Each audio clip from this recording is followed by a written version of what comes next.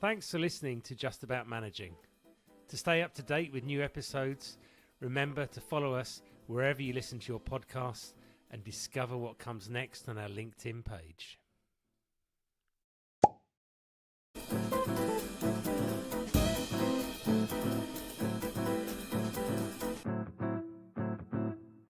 Good morning, everybody. Good morning, Lee. Good morning, Andy. And welcome, everybody who's joining us on the Just About Managing podcast today. We're joined again by Andy Caine of Zero. So welcome back, Andy. This is an open conversation. John's not with us today. So what we thought we'd do today, Andy, is we just have a conversation, right? And we can go anywhere and ask anybody anything, right? So this is truly unstructured, like unscripted, and off we go. All right. So yeah, let's go back to the ice bath then. Like that sounds, I mean, I've never been in an ice bath, right? Until I went to the sauna and plunge thing, like through Zero, and very anxious about doing that. It's like, oh, I don't really want to do it, whatever. But the breath work to actually, control that kind of like cold makes like such a massive difference, Lee. It was like night and day, but it's still really cold, right? But this is something that you do every single morning, right? It's like part of your routine. So can you just where has this come from, right? It's not just like an athlete thing to then decide I'm getting out of bed, I'm going in that ice thing. Like, where did that all come from? Yeah, where did it come from? Well, I mean, for years, but when I was when I was training to be a top level athlete, I was using cold probably 3 times a week, at least twice a week after hard sessions I was doing. So I was an endurance athlete, long distance running. So the physiological benefits alone, and this is why it's been used by elite sports people for decades now, well and truly documented, loads of scientific research on that. But then for me, when I started to when I went through my mental health difficulties, I was starting to learn about what it was that was actually making those difficulties difficult or more difficult, or made me stuck in those difficulties, if you like, basically stuck in my head. And the whole thing came down to when I'm in my head, I'm in my thoughts. And when I'm in my thoughts, that's when my thoughts start to, talk to me, self-talk to me, the monkey mind, as everybody is known to be aware of it. And that, of course, is when you let the monkey mind run the show. It starts to speak its beliefs loudly. It starts to starts to talk about shame loudly, which is obviously all reflected within that, a complete reflection of my childhood. But when I started to go into this, it's like, well, okay, like how do I control these thoughts? How do I get out of this or make it quiet?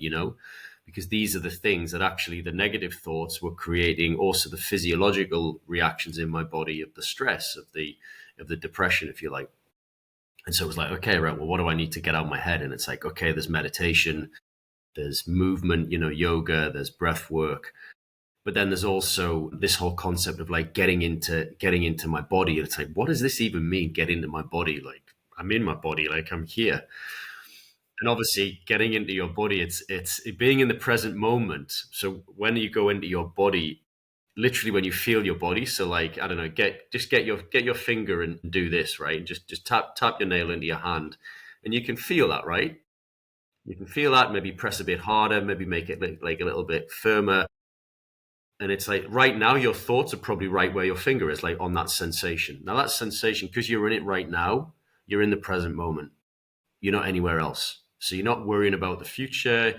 You're not ruminating on the past. You're not getting caught up in any belief system or anything. You're just like right here feeling that. And this was this whole thing about, in order to get into the present moment, focus on something that's happening right now. It can only really be a sensation, i.e. focus on your breath. You can't focus on a breath in the future. You can't focus one in the past. Or getting in the body, like movement, like very intentional movement, like yoga, anything really that involves like slow feeling the body, weightlifting, things like that, real focus, intense focus in the moment.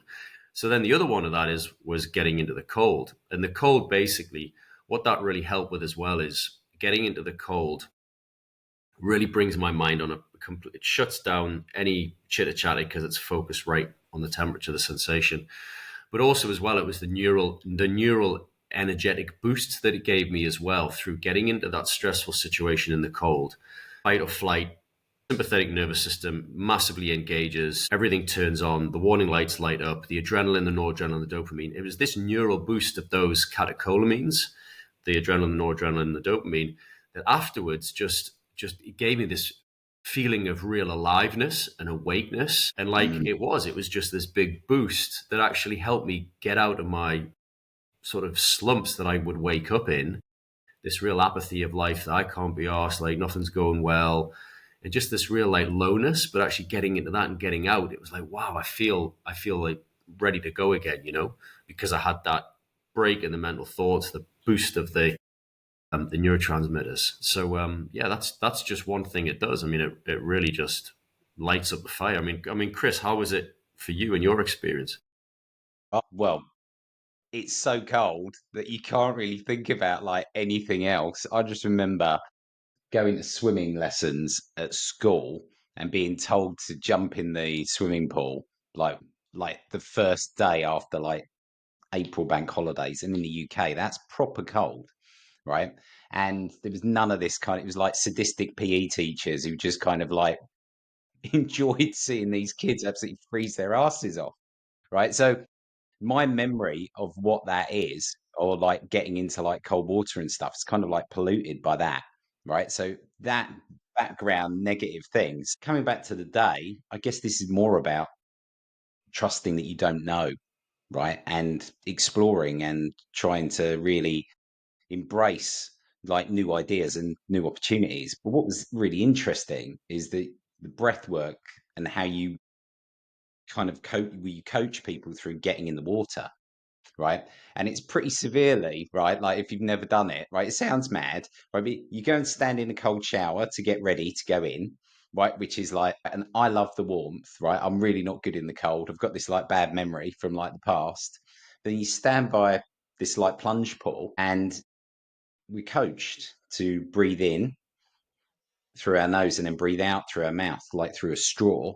And the breathing out through the straw, I think this is right, Andy, it's like longer. So it's kind of like slowing you down. It's being intentional. So it's to control that like fight or flight Yeah. breath in the water, the panic, right? And what was really interesting was that you would then move on the different breaths, right? So you would then move, right? So you breathe in and then you breathe. I think it was right, Andy. When you were breathing on the when the out breath was happening, that's when you'd move, right? So it's longer and it's kind of controlling you. So it would be standing by this plunge pool, breathe, and it would be like this. And it's no, there's like you're going. It's like when you're, if you ever jumped out of a plane, which is like really, really scary. There's like you're going when your legs are over the edge. So it's like okay, but you're doing this as a group. You're not on your own. So it was really fascinating, like the not the tribal kind of like oh come on like that, but in the we got this guys kind of like way, right? So we all line up at these ice baths and you breathe in and then you move and put your legs in, which is bloody cold, I can tell you.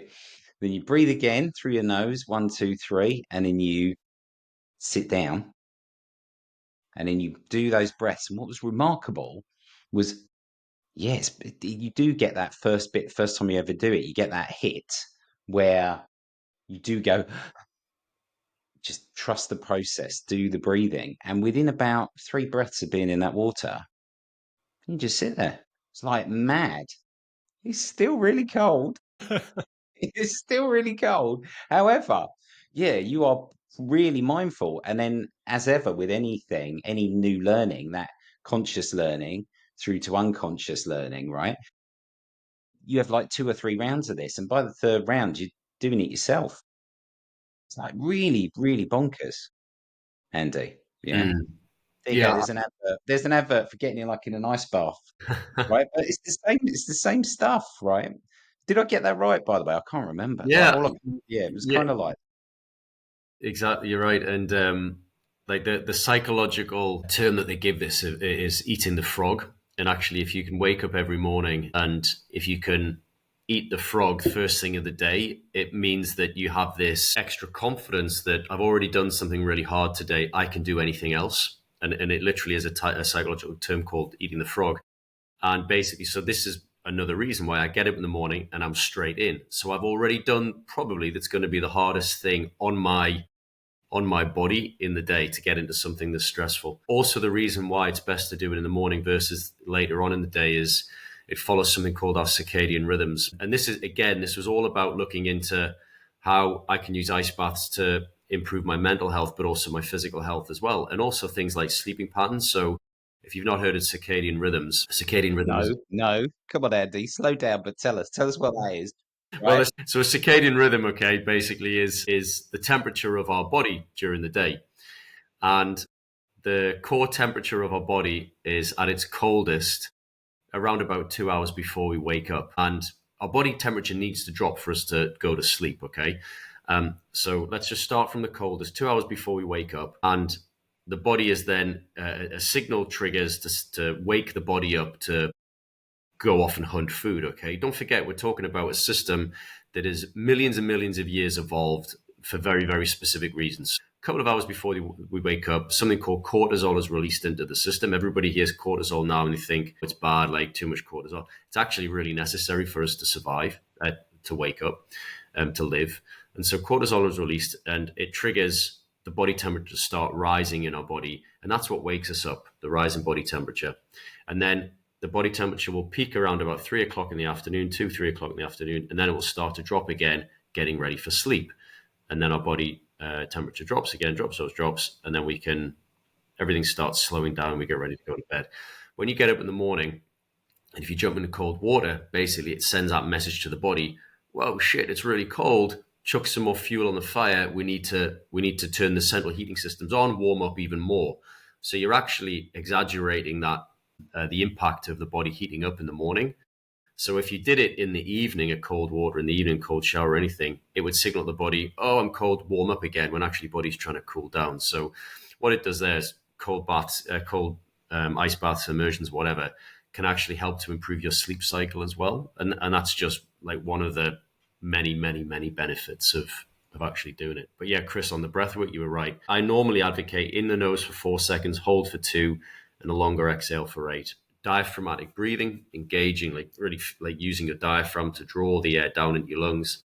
Longer, slowing breathing, diaphragmatic wise, engages the vagus nerve, which is part of our calming nervous systems, parasympathetic. And yeah, the more you practice that, then the more you can become accustomed to taking yourself out of a high stress situation with a couple of breaths into a calming one. So say like, you're having an argument with somebody or you feel your body getting stressed. It's like, oh, it's coming, you're in a meeting or whatever. And you can you already know how to calm your nervous system just by taking those few breaths. So many questions. Go on then, Lee. One thing I was going to ask, Andy, you said obviously you do it first thing in the morning. Is it literally first thing for you? Is it right, wake up, buff, ice bath, and then start the day? Yeah, literally just get up, straight downstairs, out the back door, put Bill Withers on, beautiful day. And it's because it's 4 minutes, 15 seconds long. So it gives me 15 seconds to put my phone down, take the lid off the ice bath, put my towel down, and then get out 4 minutes later. And I do 4 minutes for a reason. After about 45 seconds, the adrenaline, noradrenaline, dopamine really peak. So you need to kind of give yourself 45 seconds to around about that point to get your body feeling the neural boost. And then after around about 2.5 to 3 minutes, that's where your body starts to think, right, I'm not getting out of this cold situation. I need to turn the central heating on. And that increases my metabolic rate. So it increases the cell activity in the body, which pulls more energy out of the blood. So glucose, if you think about it. So it's pulling more sugar out of the blood to excite the cells to warm up, to generate some more heat. So maybe I might start shivering a little bit, but my body's pretty accustomed to this now, so I don't really shiver so much anymore. And yeah, so I've just got generally a higher metabolic rate because of it. My body's getting cold, it's getting hot, it's getting cold, it's getting hot. If you think about most people who just have their central heating whacked up to 29 degrees in the house, and it's just always like this. And there's been a lot of research into the temperature we live at, we have a home set at, and actually the way our body stores the energy that we put into it, i.e. fat stores. So we put energy in, most of the time not using it because we're not active enough anyway. And then even the temperature of our house can affect how that energy is stored, either as something called white fat, which is the normal slow burning fat. Think of it like diesel, or something called brown fat, which is literally a darker color. Think of it more like petrol. So you can chuck a match onto petrol and it burns really quickly. So if you're constantly stressing your body in hot and cold, your body will start to think, right, I need to store more energy in this brown fat so I can burn it quicker and get it accessed quicker. And this again is also why kids are a little bit chubbier. They have more fat layers, but also more brown fat, because they actually can't shiver up to the age of about 6. So they need more of this brown fat. So yeah, it's just another reason why getting into cold, uncomfortable situations, temperature wise, is really good for you metabolically as well. And also how you control blood sugar and fat stores and so on. Excellent. I'm just glad you said out the back door as well at the start. Now at the front, I've got visions of you sat on the front as people are walking to work, and you're. I actually jump in with nothing on as well, because I've got my back garden looks into nothing, so it's quite nice. It's very, very naturalistic. Now you've got a vision. Definitely, I was going to say, yeah. Yeah, so any listeners who want to know, well, there you go. That could be a treat or not. Or not. First thing in the morning if you're walking past Andy's place. It's very cold, don't forget, so there's not a lot to see. Anyway, a treat for people with good vision. Okay, cool. So that water then, how does the water not turn like really manky, like an old pond, right? So you've got this water, it's out the back. So you have to like rotate it, or like, or you put stuff in it, or that's all part of the, I don't know. I mean, how often do you change the water in this? Because it's just a bath outside, right? Effectively. Well, so this is where everybody, like, the trend is on, but this is where everybody forgets about okay, well, how do you actually do this? It's like, yeah, buy an ice bath. So everyone's going out and buying loads of ice baths. And what they don't realize, and also most people are buying them in springtime when actually the weather's getting warmer. And what people aren't quite... That's because it's easier then, Andy, right? Absolutely. And it's like New Year's resolution, or whatever, isn't it? Yeah. Come on, you got to give us all that. We're all not like in the middle of the winter like you, but okay, yeah, right. So people buy these baths, right? Yeah, but this is exactly it. It's like, look at the psychology around, like, oh yeah, I'll do it now. And it all plays into this thing of like finding the path of least resistance, right? Of like taking the easy route. But this is what people forget. It's like, okay, so I bought this ice bath, great, right? Back garden, fill it. Even like where they put it, like they don't think about where they're going to drain it. You take the drain out, it's like it's going all over your plants. Marigolds, yeah, whatever. Or they put it on a balcony and they forget they got to drain it. It's like falling into the neighbor's balcony, whatever, So basically you've got to think of a couple of things. One is how you're going to keep the water cold. So right now, from pretty much now until probably April time, I'm going to be fine. I'm not going to need to put my chiller unit on. So I've got a chiller unit that filters it and also chills it. So I'm not going to need them on now, which is great. I'm just going to let the weather, the winter, just dictate like the temperature of the water. And with it being in the British Isles, it's going to go up and down anywhere between, like it's going to be frozen to anywhere to, it could be like 14 degrees, by Christmas, who knows. But basically anything under 14 degrees is classed as cold water, which will give you the cold water shock response in your body. That is the response of the hyperventilation, the boosting of the catecholamines we talked about, and also engaging in the metabolic activity.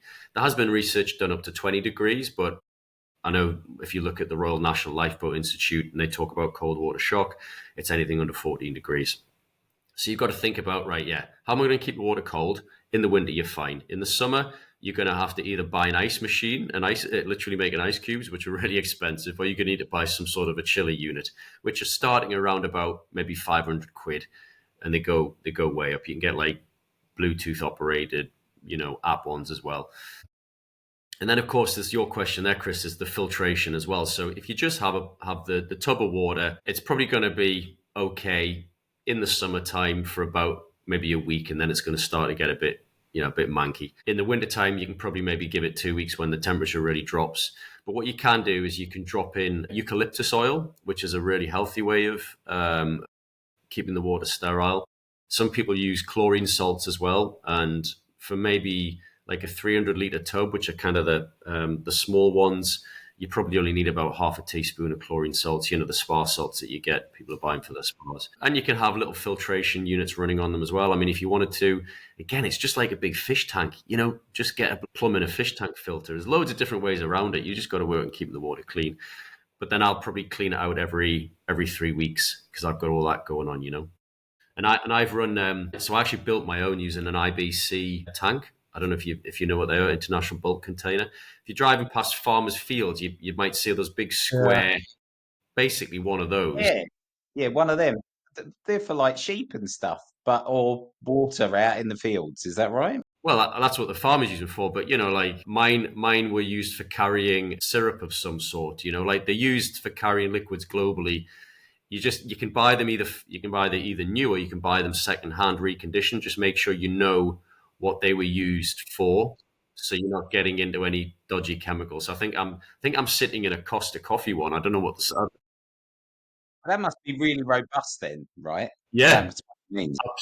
Absolute bulletproof. So I made mine out of that. And last year when I was running all the ice bath sessions for the Spartan Tough Mudder series, I just made 3 of those, and I had like 500 people a day going through them, and they're indestructible. You can't break them at all, which is great. Excellent. How does it? Well, that feeling of, you said, with the sort of boosting the fight or flight system, getting you ready, if you like, bringing up the energy. Going back to your sort of athletics days, Andy, how does the ice bath differ from like a cryogenic chamber type thing to support the recovery side of things from a feeling perspective? Because obviously cryogenic chambers are unbelievably cold, but do you feel them in the same way? Yeah, it's a good question actually, and I'll be honest, I've never tried a chamber. I know the temperature's around about like minus 160 degrees, but what you've got to remember is water carries temperature away from the body 25 times faster than air does. That's why you're able to, and also there's no contact. Your skin will freeze eventually if you stayed in there. But yeah, what you've got to remember as well is you're getting straight into the cold, and it's giving that immediate, because the cold receptors are actually, the pressure of the water on there, it's an immediate reaction, and it's a responsive reaction that we've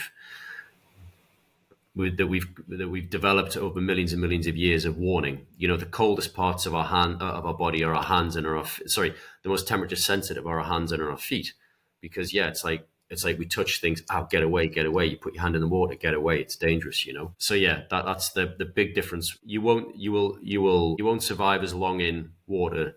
Yeah, Yeah. So if we didn't want to buy one of those baths, right, or do the filtration tank, you can still get quite a lot of these benefits, like this, like cold shower type stuff. Is that right? You can or you can have a taster just by turn the cold shower on and kind of get in there. Yeah, it's actually really hard in the cold shower, because what you've got is when you sit in an ice bath, you see everybody like they're sitting still, like the photos giving it all very stoic. And actually, the more still you sit, the easier it is, because what's happening there is the water then doesn't move around your skin and it starts to heat up. So it gives you like a little thermal layer of protection all around your body when you sit really still. If you start moving in an ice bath, it feels a lot harder, because you're moving that water around, and there's fresher, colder water coming in touch with your skin again. So when you're in a shower, it's actually really hard, because the cold water is constantly running off you. And a lovely little trick, actually, if you want to really try and drop the temperature a bit more, just get a colander, like the sieve that you put your spaghetti in, fill it full of ice cubes, and just hook it over the shower head, so the cold water runs through the ice cubes and then through the colander onto you, and that'll make it even colder. Excellent. I love that one. But again, the breathing, just like, you can, for anybody listening wants to try it, start with your warm shower in the morning, because most people have a shower. Again, it's like habit stacking. Try and do this. That makes it easier for you to integrate it into your life. So just get in the shower, have your warm shower, and then as you turn the water down to cold, as you're turning it, just take a deep breath in the nose, hold, and then as you're turning it down, do that long exhale out. So like 4, just remember 4, 2, 8. 4, 2, 8. Just that little pause in between. Longer exhales, diaphragmatic breathing. And always, like Chris said, always make your move in cold or turning it down as you're exhaling. So you're literally bringing yourself down, bringing your nervous system down as the stimulus is going up. Piece of cake. As ever, talking with Andy, Lee, we're going to end up with a challenge for that, aren't we? Yeah. I must admit, I do use the cold shower. So the lads take the piss out with this, Andy. I bought through lockdown. I bought an infrared sauna that's like a little coffin. Oh, nice. Yeah, so it's literally like you're sitting in it cramped up like this. But I tend to then have a cold shower afterwards. But I can't even imagine the plunge pool side of things. But it's literally, I stand in the shower. It's like, right, 3, 2, 1, and then on. Yeah, nice. But it is. But I must admit, again, like when I tend to do that in the afternoon, so it's getting into that habit of the mornings, I think. But it is noticeable, that feeling that you come out of that shower with, definitely. It's interesting what you said there about the lads take the piss out of me. Yeah. So yeah, like lads bands. It's a bit like, say, like when you're going out for a drink and it's like, oh, I'm not drinking. Oh, go on, don't be such a spoil sport. Actually, what that is a projection of the person actually Yeah. then feeling a little bit down about themselves, because actually you're making some really positive changes in your life, and it's like a projection of not wanting you to do that because it makes them actually look bad. They need to do something. Yeah, exactly. Yeah, but it's like it's a big part of this whole thing around masculinity and unhealthy masculinity, and like you said there, Chris, at the start when you talked about when we did sauna and plunge, you felt like you were not like well, come on, don't be such a, just get on with it. You felt like everyone was in it together, and actually there was a different type of almost camaraderie and support, and Yeah, that's what I mean. It's like, 100%. Yeah, yeah, yeah. completely different. Yeah, and yeah, I mean that's hugely powerful to feel that people have got your back and you've got theirs, and it needs to come from starting to slow down and to be present with people, right? And coming back to that original thing that you said around, we've only, there's all the noise, there's all the reasons we can't do things, and there's the moments in the past, and there's the worry and the anxiety about the future. But when you spend time with people in the current moment, yeah, it kind of accelerates that, like bonding as well. It's like really interesting. So it was fascinating piece of work at the start of that session, Lee, was to basically walk around the room to become more conscious of where you are, your feet on the floor, etc. And then you'd stand in front of somebody and just look at them, right? And being very, clearing your mind, just seeing that person and just being very present, very in the moment. And I think, yeah, I mean, it's just like in the ice analogy, this is all like tip of the iceberg, but like really fascinating, right? Such an interesting space, and it's quite rare for people to explore this stuff, I think, and particularly guys, right? Don't slow stuff down and do these things. So you are a pioneer, Lee, with your stuff. I wouldn't say that. I wouldn't go that far. Well, you are well ahead of the curve, right? Well, it's setting yourself up to be the best version of yourself each and every day, Mm.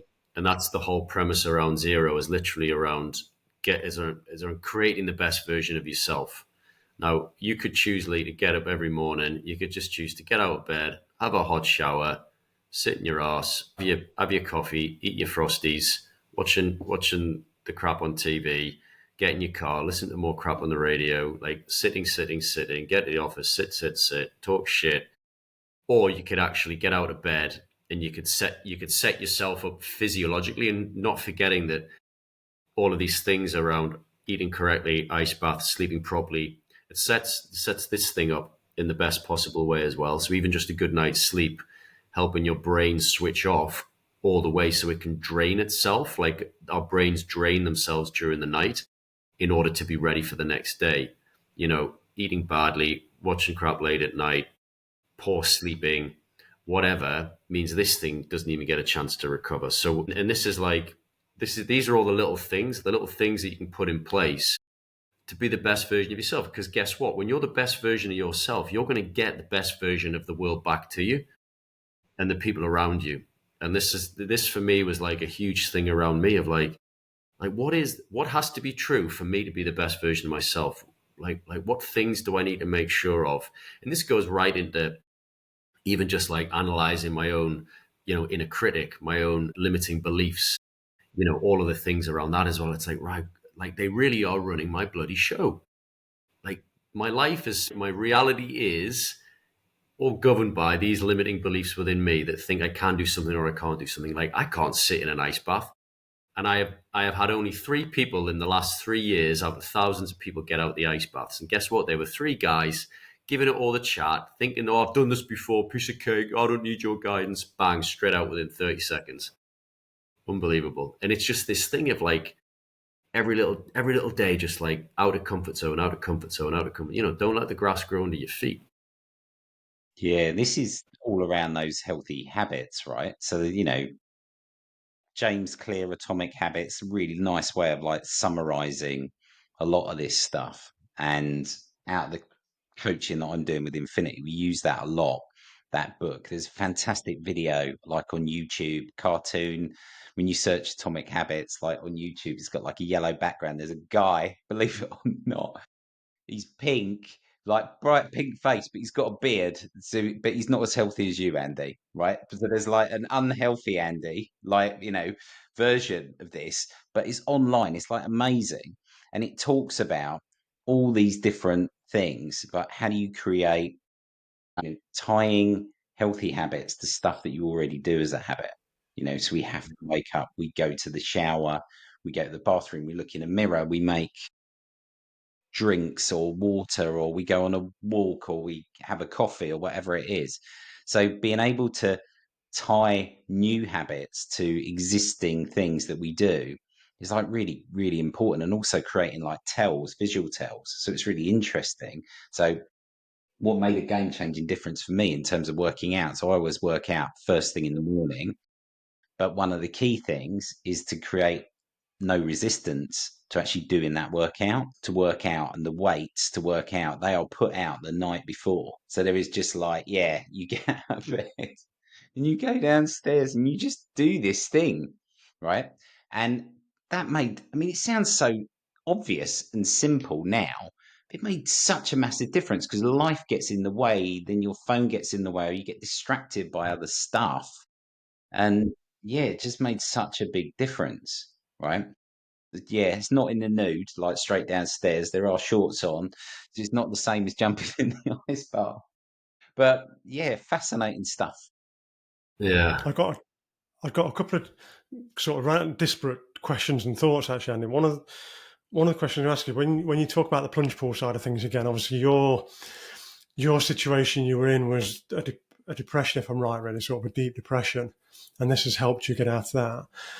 The other side of things, obviously, talking to people in business and coaching at times is you often, without people realizing, you often find that they're actually living in fight and flight all the time. Mm. So you say the plunge pool sort of triggers that aspect of that fight or flight to an extent to get them ready. How does it benefit people that are constantly in that fight or flight state? Does it have a similar impact on them? Yeah. So if you think about the reasons why that person might be in that fight or flight, and it's going to be up here like this constant on. It's like thinking about the next thing, or the stress about whatever, And so getting into the cold, what it does is it immediately shuts any thought of anything else going on outside of the immediate situation of being cold. And so it just like pulls intense focus into the here and now. Yes, the body has the boost of the adrenaline, noradrenaline, etc., in the fight or flight response. But then the purpose of the breathing is they spend that entire 4 minutes actually learning how to use the power of their breath to bring themselves down from a high agitated state into a really calm, relaxed position.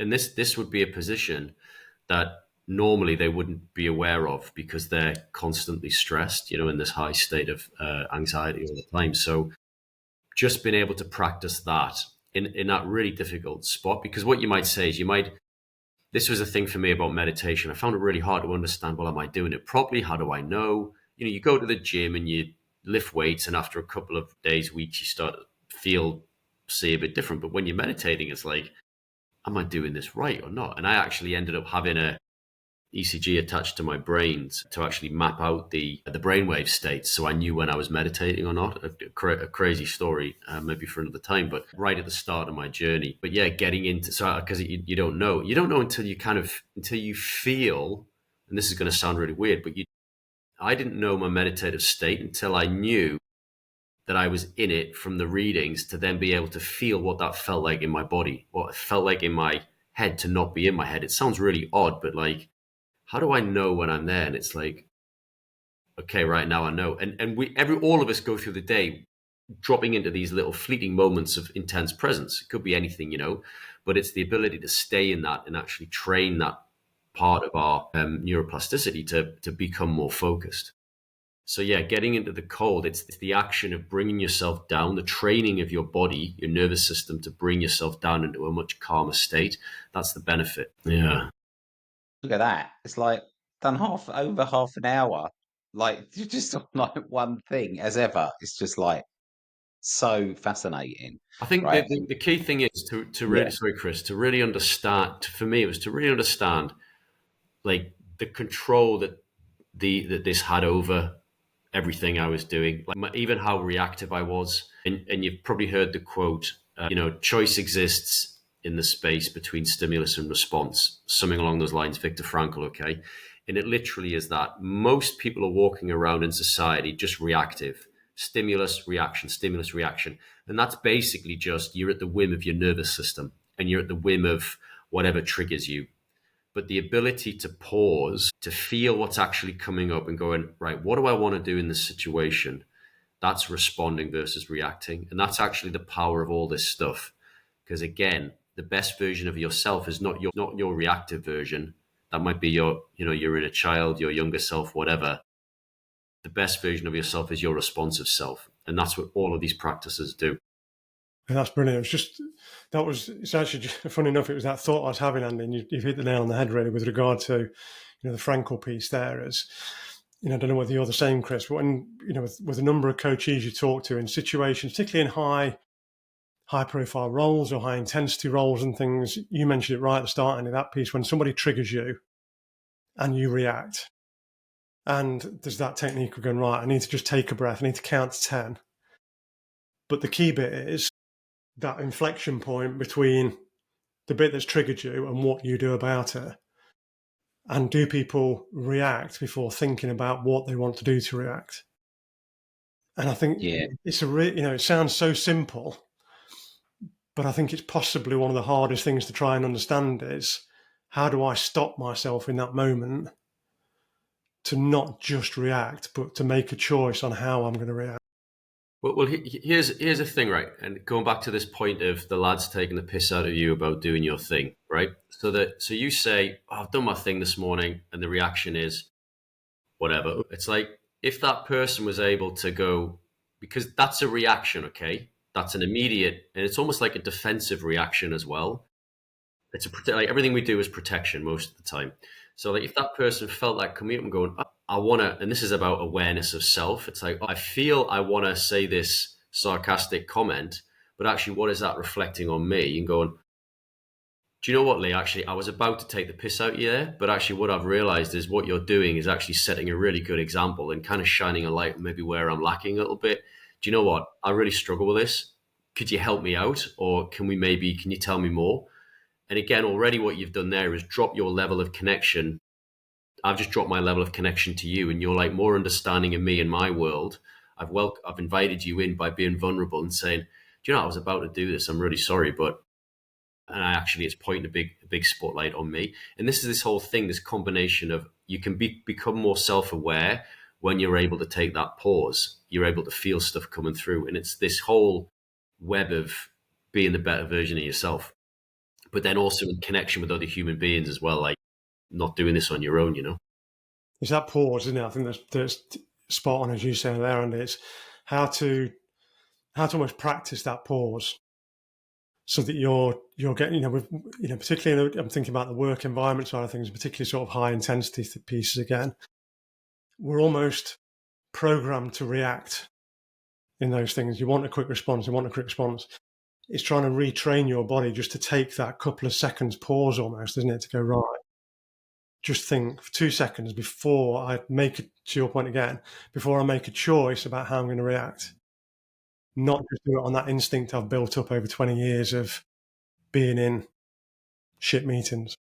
Yeah, right. yeah, And the inhale is the excitation of the sympathetic, the exhale is the coming down into the parasympathetic. So you feel somebody says something and you go, hold. And then as you're breathing out the long exhale, then you make your move. Literally like in the water. This is the kind of the symbolic process of always make your move on the exhale in cold water. So the stimulus comes in. Could be a bit of bad news, could be whatever, It's like you're taking that breath, you hold, processing, what you want to do, and then the longer exhale. So again, this is for me why the cold is really powerful for emotional regulation as well. Yeah, they got a brilliant description of that thing in the like 7 Habits, like in the Covey book, right? Like where stimulus. So there's a story, and it's about taking a dog for a walk, and the dog is there, the person's there, and they see a stick and they throw it, and the dog goes running after the stick, picks it up, brings it back, puts it down, throws the stick again. So in that situation, the stimulus is the stick and the reaction is the dog, and it's instantaneous and it's just on the go, right? Bang, bang, bang, just like off without any slowing down. So the description there is around responsibility to ourselves, but also to flipping that round. We have the ability to choose our response to that stimulus. And what's quite interesting is the more we are aware of this stuff and we kind of practice it, but also build allies to kind of keep us honest, friends, people on that journey who can kind of like keep you honest, keep you accountable, saying, well, you said you work on this, right? Yeah, it's kind of interesting. So if you want to work on something, if we're going after like performance, like in a chemistry lab, and you're going to kind of like focus on something like some energy, you're going to put some mental energy behind something. If we're holding up, so I'm just holding up a glass here for anyone who's like listening in. So if we're putting like heat, like onto like a Bunsen burner, creating some focus, creating some energy, want to get better performance out of myself, or set myself up with my real purpose, you can't hold that on your own for very long, and it can get quite warm and uncomfortable. So actually that sits on a tripod, to really create some real performance. So friends, mentors, people who could know how to do this, who have got your back, or people who can coach you on this stuff specifically, like the third leg of that tripod, can really create more accountability, more, to be honest, support as we go from the conscious learning to the unconscious learning, right? So that bit. So I think the thing there is the interesting bit, coming right back to that thing, because I was in that kind of like, it felt like I was with friends and I was being coached through that. And you've got this like mentoring relationship for me, Andy. Thank goodness for me. Yeah, that's why I felt capable of doing that. Yeah. Yeah, Yeah, the support and the accountability is really key in all of the men's groups that I work in, and the retreats that we do. That's the thing. That's the glue that holds everything together to make people, to help people on their journeys to make change, without a doubt. So we've got the fourth zero coming up this weekend. We had the sync up call last night. All the guys coming in, all new to this, never met each other before, and just within 90 minutes, the level of vulnerability that we dropped them into, they already feel like they've known each other years. And this is from just 90 seconds of honest, clear questioning prompts, the vulnerability that came through. So already they feel like they're part of something. They feel like they're held and supported. So yeah, it's a huge, even just things like accountability, like, Chris, you and Lee could from tomorrow do a 7-day cold water challenge, cold shower challenge. Every day you just wake up, check in, done, cold, done. I mean, I've got 4 men's groups I'm running now, and each one of those is on a cold water challenge, and they're all ticking them. I'm seeing them drop in now, like cold shower done, cold bath done, done.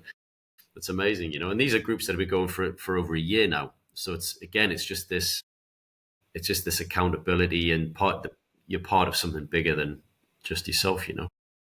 Well, yeah, I think that accountability partner is brilliant. I think whether that, again, whether that's somebody who understands and can really hold you accountable, not, to your point, Andy, much as we need those mates around us, they're not always the best accountability partners at times, for those reasons you reference.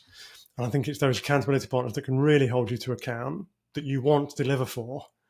And whether that's a coach, a mentor, or just an accountability partner, as you referenced there, I think it's true for all aspects of life, not just that challenge. But I think it's a really good point, actually.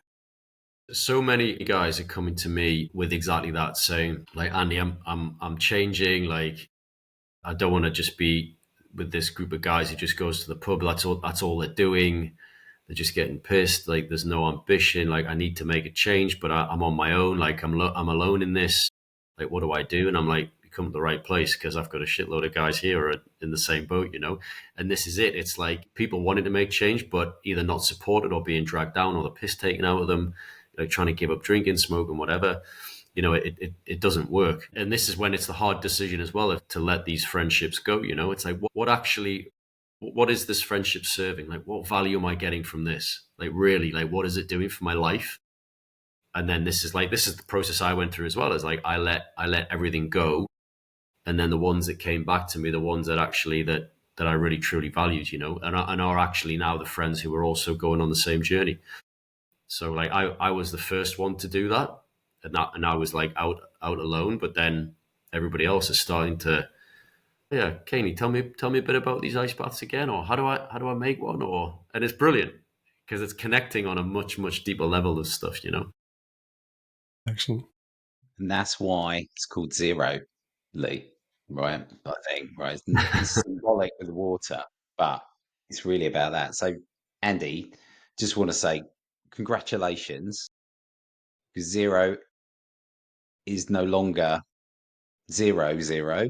0 is now 1 year old. It's one year and 1 day, yeah. So literally a year ago, in fact, what time is it? 9 o'clock this morning. A year ago today, the first men's retreat we held, they'd been in the ice baths, and we were now doing the movement session outside in the North Pennines, and it was this cold as well.